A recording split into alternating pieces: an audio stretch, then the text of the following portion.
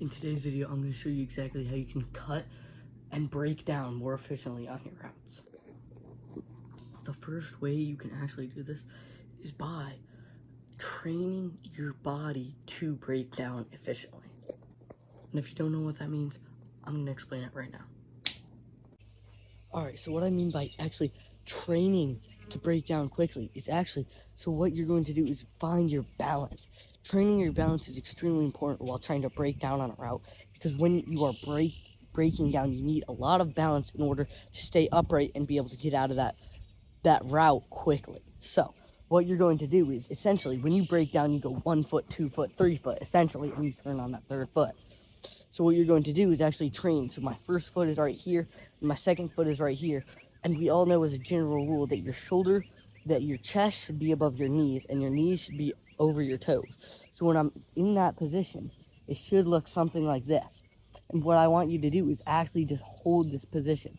Now this is actually strength training for breaking down on a route.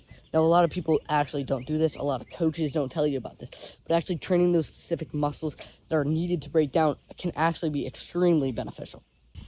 The second thing that you need to know in order to break down efficiently and get out of your cuts efficiently is that you need to actually visualize your cleat being planted through the ground.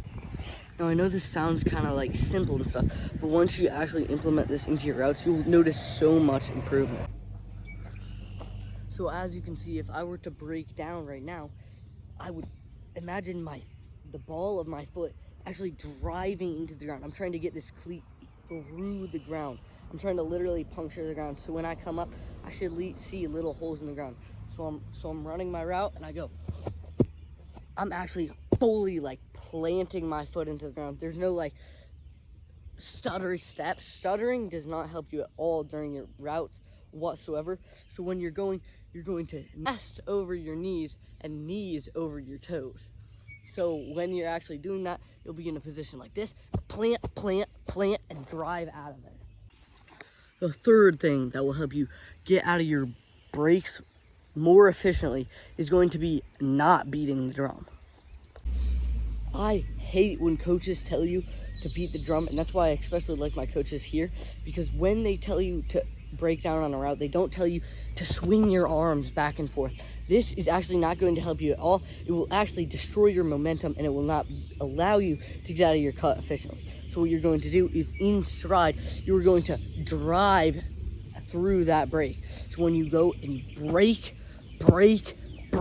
and then you use that elbow and you twist your body around. Because if you were to beat the drum, you would not be able to do this as efficiently. Your arms are not as in sync as they would be if you're taking hard steps rather than if you're shaking your arms while beating the drum. That will usually correlate to your feet. So if I'm beating my drum, I'm gonna do choppy little steps that won't help me get out of that break. But when I take hard steps, then I'm actually able to efficiently get out of that cut, because once again, I'm planting my feet into the ground, and I'm also being able to use my arm swinging to create momentum and be able to get out of that cut efficiently. The fourth thing that will help you become a great receiver out of your breaks and cuts is to actually not raise your pad level.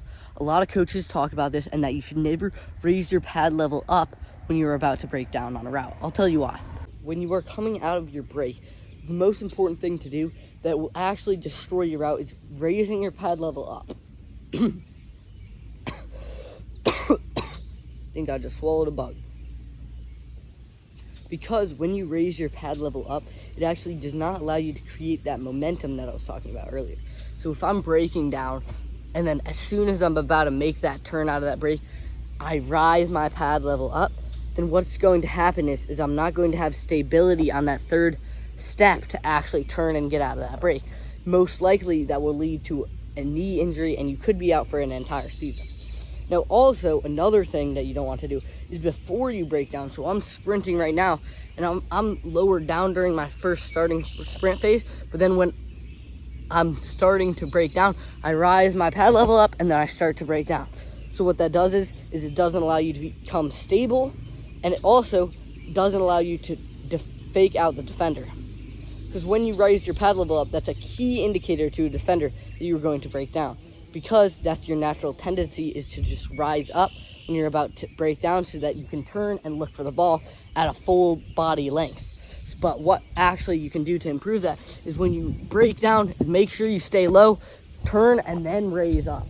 Once you turn and raise up, you'll still be able to catch that ball, but also you will be able to maintain your balance, and you will be able to more likely beat the defender because he will not be able to see your route coming. This one doesn't directly correlate with you breaking down on your routes, but it's actually running fast. And I see this with a lot of people, that they don't actually run fast when they're breaking down on their routes.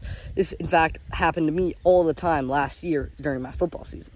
Is I used to run slowly, especially towards the end of the break, and that would overall make it easier for the defender to catch up with me and give away indicators to the defender that I was going to break so. Pretty easy one to master. Just make sure you train on your strength training, your legs to break down. Otherwise, you're going to have to run slow because you can't properly break down while running full speed. I really hope you guys enjoyed this video. If you did, I'd like for you to subscribe so that you can obtain more information or whatever. I don't really know what I'm saying. Here's some quick ASMR of a stream.